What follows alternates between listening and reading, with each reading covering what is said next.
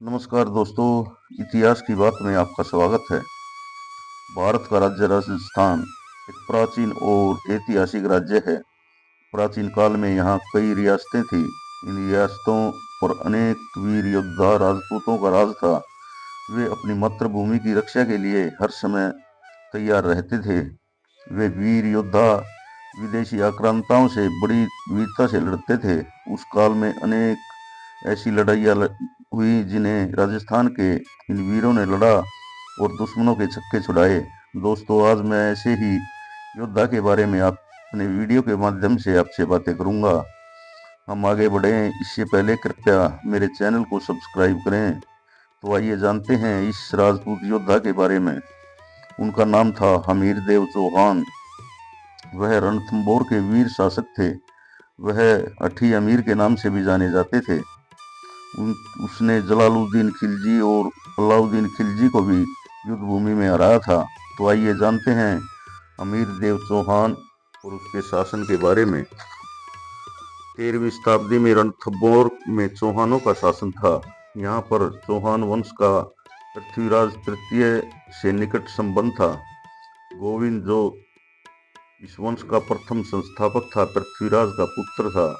उसके उत्तराधिकारी क्रम से वालहन, प्रल्हादन और वीर नारायण थे। वीर नारायण को इल्तुतमिश की सेना से सफल मुकाबला करने का सौभाग्य प्राप्त हुआ था, परंतु सुल्तान ने उसका दिल्ली में वध करवा दिया। उसके उत्तराधिकारी थे बाघ भट्ट। उन्होंने दिल्ली से भेजे गए तुर्क अधिकारियों से अपने पैतृक राज्य को बचाया था। उसके पुत्र जैत्र सिंह ने नासिरुद्दीन द्वारा भेजी गई सेना को रणथंबोर बचाने में असफल बनाया था, परंतु उसे कर देने के लिए विवश होना पड़ा था। जब बाघ भट्ट के पीछे उसका पुत्र जय सिंह गद्दी पर बैठा तो उसने अपने वंश की प्रतिष्ठा को परमार, कच्छप तथा मुसलमानों के साथ युद्ध लड़कर बनाए रखा था। रणथंबोर के प्रतिभा संपन्न शासकों में हमीर का नाम सर्वोपरि है। भाग्यवश हमीर के काल की घटनाओं को जानने के साधन कम नहीं हैं, जिनमें कुछ सामयिक हैं तो कुछ पीछे के। अमीर खुसरो और बरनी अलाउद्दीन ने रणथंबोर संबंधी अभियानों का वर्णन दिया है। इन वर्णन का हमीर महाकाव्य और सुरजन चरित्र की सहायता से तुलनात्मक अध्ययन किया जा सकता है। हमीर रासो तथा हमीर हट नामक भाषा के काव्य में भी कुछ घटनाओं को प्रकाश डाला जाता है। हमीर देव जैत्र सिंह का तीसरा पुत्र था। संभवतः सभी पुत्रों में योग्यतम होने के कारण उसे पिता ने उसका राज्यारोहण 1282 ईस्वी में अपने जीवन काल में ही संपन्न कर दिया था। शासन का भार संभालते ही उसने 1288 ईस्वी तक दिग्विजय के संपादन कर बड़ी ख्याति प्राप्त की और रणथंबोर के राज्य की सीमा को बढ़ाया। अलबत्ता दिग्विजय के अंतर्गत वे राज्य भी सम्मिलित थे जिनसे कर लिया जाता था, जिनसे विपुल धनराशि लेकर विमुक्त कर दिया था। उसने सर्वप्रथम अर्जुन नामक भीमरस के शासक को परास्त किया था और मंडलगढ़ से कर वसूल करने की व्यवस्था की थी। यहाँ से उसने दक्षिण में प्रयास किया। इस प्रयास के अवसर पर परमार शासक भोज को उन्होंने परास्त किया। उसके बाद वह उत्तर की ओर चित्तौड़, आबू, वर्धनपुर, पुष्कर, चंपा होता हुआ स्वदेश लौटा। इस अभियान में त्रिभुवनगिरी के शासक ने उसकी अधीनता स्वीकार की थी। इस दिग्विजय के बाद समय समय पर वह अपनी विजय फौजों को आसपास के भागों में भेजता था, जिनमें मालवा मुख्य था। यहाँ से उसे हाथी, धन और जन प्राप्त होते थे। अपनी दिग्विजय के अंतर्गत उसने कोटि यज्ञों का आयोजन किया, जिससे उसकी प्रतिष्ठा में बहुत अधिक वृद्धि हुई थी। अमीर ने थोड़े ही समय में रणथंबोर को विस्तारित कर दी राज्य में परिणित कर दिया, जिससे शिवपुर जिला, ग्वालियर, बलबन का कोटा राज्य, शाकंभरी आदि सम्मिलित थे। मेवाड़ के शासक समर सिंह को परास्त कर उससे अपनी धाक राजस्थान में जमा दी थी। आबू के शासक प्रताप सिंह को दरबार जो गुजरात के बाघेला सारंगदेव का सामंत था, हमीर ने अपनी शक्ति का परिचय दिया था। हमीर और जलालुद्दीन खिलजी रणथंभौर के चौहान तथा हमीर अपनी शक्ति को इतनी इसलिए बढ़ा पाए क्योंकि बलबन की मृत्यु के बाद जलालुद्दीन को सिंहासनरूढ़ होने की अवधि, जो कि 1287 से 1290 तक रहा, तक दिल्ली में अराजकता थी। इसी अवधि में हमीर को अपने प्रभाव को बढ़ाने का अच्छा अवसर मिल गया था, परंतु जब दिल्ली सल्तनत की बागडोर जलालुद्दीन के हाथ में आई तो वह चौहानों की बढ़ती हुई शक्ति को समाप्त करने पर उतारू हो गया। उसने 1290 ईस्वी में जाहिन के दुर्ग पर आक्रमण कर दिया, जिससे उसे सफलता मिली। इसी दुर्ग को बचाने का हमीर ने प्रयत्न किया, परंतु गुरुदास सैनी, जिसने चौहान सेना का नेतृत्व किया था, वह मारा गया और तुर्क सेना रणथंभौर की ओर आगे बढ़ी। गढ़ को लेने के लिए मजनिक सेवा तथा गरगच बनाने की व्यवस्था की गई, परंतु उसे लेने के सभी प्रयत्नों में उन्हें असफलता प्राप्त हुई। इसी कारण सुल्तान वापस दिल्ली लौट गया। ज्यों ही सुल्तान की सेना में असफलता मिलने के कारण हताशा हो गई थी, उन्होंने फिर से उसे तैयार किया।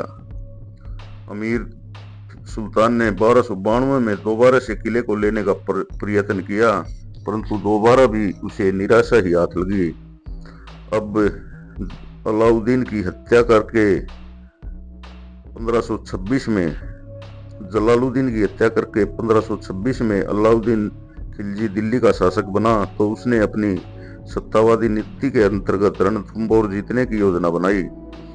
वह यह भलीभांति जानता था, यदि वह मालवा और गुजरात को अपने साथ मिला ले और दक्षिण अभियान को एक स्थायी घटना बना सकते हैं, तो उसे राजस्थान के दुर्गों को अधिकार में करना होगा। इसी नीति के अंतर्गत उसने सुल्तान ने रणथंभौर विजय को अपनी उत्तरी भारत विजय का एक अंग बनाया। दुर्ग पर आक्रमण करने के बहाने भी उसे मिल गए। एक तो यह था कि हमीर ने राज कर देना बंद कर दिया था, और दूसरा यह था कि उसने मंगोल विद्रोहियों को आश्रय दे रखा था। ये मंगोल विद्रोही मोहम्मद शाह के नेतृत्व में जालोर के उगुल खां और नसरत खां के खेमे से भागकर हमीर की शरण में आए थे। उगुल खां ने गुजरात विजय से लाई गई लूट का आधा भाग मांगा था, जिसको देने से मंगोलों ने आनाकानी की थी।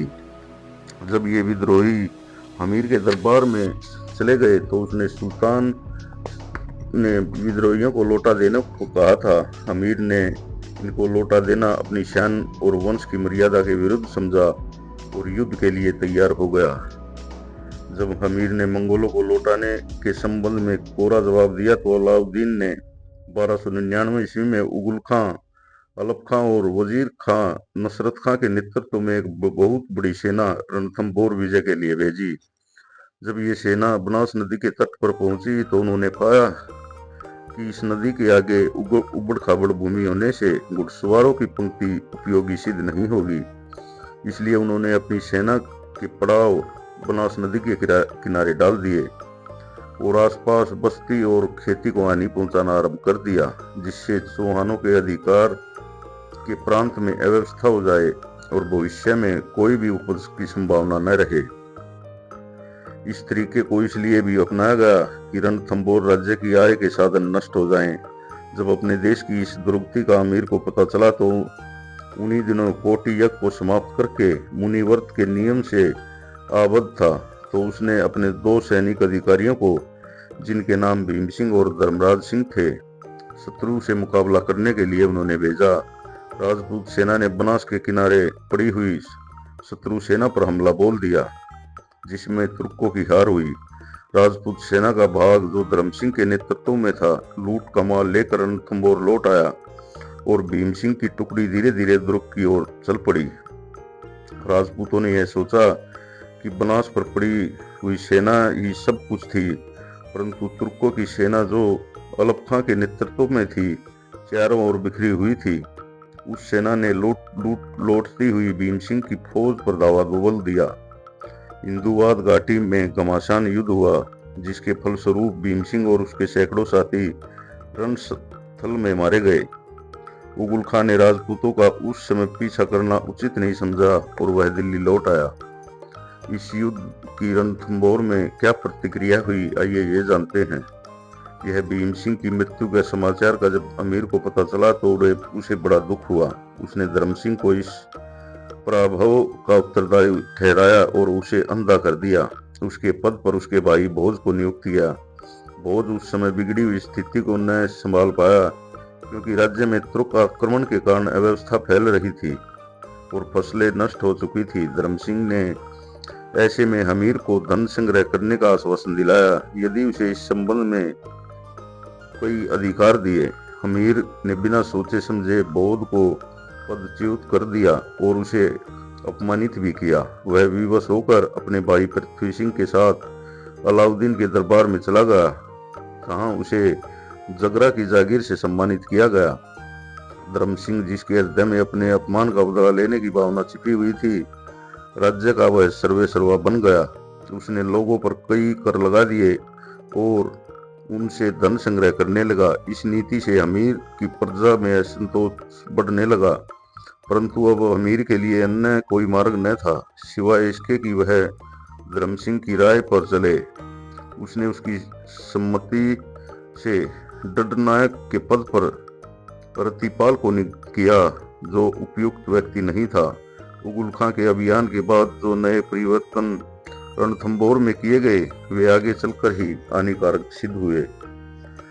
भोज ने दिल्ली में आश्रय पाकर अलाउद्दीन को रणथंभौर पर आक्रमण करने के लिए उकसाना शुरू कर दिया। सुल्तान ने चौहान राज्य में फूट जानकर एक बड़ी सेना को भेजकर आक्रमण किया। हमीर ने अपने भाई वीरम, सेनाध्यक्ष प्रतिपाल, जाजदेव और रणमल तथा मंगोल नेता मोहम्मद शाह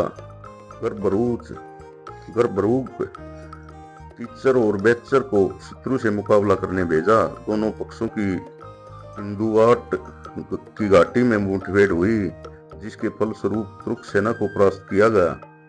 नए चंद्र सूरी की ने इस अवसर पर बंदी बनाई गई शत्रु की स्त्रियों के बारे में लिखा है कि उन्हें गांव-गांव मट्ठा बेचने को लगाया गया, जिससे संपूर्ण राज्य में चौहानों की विजय का पता चल गया। इसके अतिरिक्त मंगोलों ने भोज की जागीर पर हमला बोल दिया, जहां से उसे कुटुंबी बंदी बनाकर रणथंभौर लाया गया।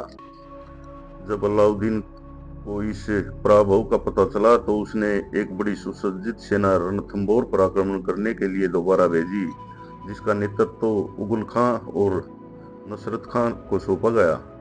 इस बार खिलजी सेनाध्यक्ष हिंदू वाट पार करने का झंझट लेने में सफल हो गया। यह सफलता उसे संभवतः इसलिए मिली कि उसे हमीर से संधि वार्ता के लिए आने का बहाना बनाया था। संधि में उसने यह शर्त रखी थी कि हमीर या तो 4 लाख मोहरे, 4 हाथी और अपनी पुत्री अलाउद्दीन को अर्पण कर दे, या उसे चारों राजनीतिक मंगोल विद्रोहियों को वापस दिल्ली भेज दे। अमीर ने इन शर्तों को ठुकराते हुए यह कहलवा भेजा कि वह युद्ध में सुल्तान के शरीर पर अपनी तलवार से उतने घाव करने के लिए उद्युक्त है जितनी मुहरें उसने मांगी हैं। तुर्की सेना ने इस संधि वार्ता की अवधि में सुरंगें तथा पासिब बनाने का काम आरंभ कर दिया, परंतु राजपूत सेना ने उनको ऐसा करने में पूर्ण सफल नहीं होने दिया। बल्कि जब नसरत खां प्राचीरों की तोड़फोड़ में लगा हुआ था कि किले से आने वाले गोले के वार से वह मारा गया। इस घटना में तुर्क सेना में आतंक छा गया और वह जाहिन तक फिर से पीछे हट गई। अलाउद्दीन का आना और तुर्क का पतन। जो ही अलाउद्दीन को इस स्थिति का पता चला तो वह एक बड़ी सेना लेकर घटना स्थल पर उपस्थित हुआ। उसने बोरों में रेत भरकर खाइयों में भरना आरंभ कर दिया तथा ऊंचे स्थान बनाकर उन पर पासिब और मगरबी स्थापित करने की व्यवस्था की, जिससे राजपूतों के पश्चिम मोर्चों को तोड़ा जा सके। जगह जगह सुरंगें भी खोदी गई। राजपूत सैनिकों ने दुर्ग के प्राचीरों से के तेल से भीगे कपड़ों में आग लगाकर उन पर फेंकना शुरू कर दिया। दोनों पक्षों के प्रयत्न लंबे समय तक चलते रहे। जब वर्षा ऋतु निकट आने लगी और दिल्ली और अवध में विद्रोह होने की सूचना सुल्तान को मिलने लगी तो वह चिंतित होने लगा। राजपूत भी किले में रसद कम होने से बेघर थे। अंत में हमीर के सेनानायक रतिपाल और अलाउद्दीन में संधि वार्ता चली। सुल्तान ने किले को अमीर से छीनकर रतिपाल को देने का लोभ देकर उसे अपनी ओर मिला लिया। रतिपाल जब किले में गया तो उसने रनमल को भी अपनी ओर मिला लिया। ऐसा प्रतीत होता है कि रतिपाल ने कुछ प्राचीरों और दुर्गों से मोर्चाबंदी हटा ली, जहां से तुर्क सैनिक रस्सों और सीढ़ियों से दुर्ग में घुस गए। अमीर ने आगे बढ़कर शत्रु सेना का सामना किया, पर वह लड़कर वीरगति को प्राप्त हुआ। अमीर की रानी और पुत्री ने जोहर व्रत के द्वारा अपने धर्म की रक्षा की। दोनों स्वामी द्रोही जो शत्रु शिविर में पहुंच गए थे, वे सर्व सिद्धि के अवसर की ताक में थे। अलाउद्दीन की आज्ञा से वे मौत के घाट उतार दिए गए। सुल्तान ने उन्हें कृतज्ञता का उचित दंड दिया। मोहम्मद शाह जब जख्मी पड़ा हुआ था, अलाउद्दीन की नजर उस पर पड़ी। उसने शीघ्र ही यह प्रश्न किया कि यदि तुम्हारे घाव का उपचार कर तुम्हें ठीक कर दिया जाए तो तुम्हारा हमारे साथ कैसा व्यवहार रहेगा। वीर सैनिक ने उत्तर दिया कि मैं तुरंत दो काम करूंगा। एक तो मैं यह कि हमीर के पुत्र को रणथंभौर की गद्दी पर उठाऊंगा और दूसरा तुझे कत्ल कर दूंगा। इस उत्तर से रुष्ट होकर सुल्तान ने उसे मस्त हाथी के पैरों से कुचलवा दिया, परंतु हृदय से उसने मंगोल सैनिकों की प्रशंसा की, इसलिए उसके अंतिम संस्कार को विधि पूर्वक संपादित किया। 11 जुलाई 1301 ईस्वी में दुर्ग पर तुर्कों का अधिकार स्थापित हो गया। इस विजय के उपरांत दुर्ग की कई इमारतें और मंदिर तोड़ दिए गए और उस पर उगुल खां का अधिकार स्थापित हो गया। तो दोस्तों, ये थे हमीर देव चौहान। आपको मेरा ये वीडियो कैसा लगा? अच्छा लगा हो तो कृपया मेरे चैनल को सब्सक्राइब करें, वीडियो को लाइक और शेयर करें। धन्यवाद। जय हिंद, जय भारत।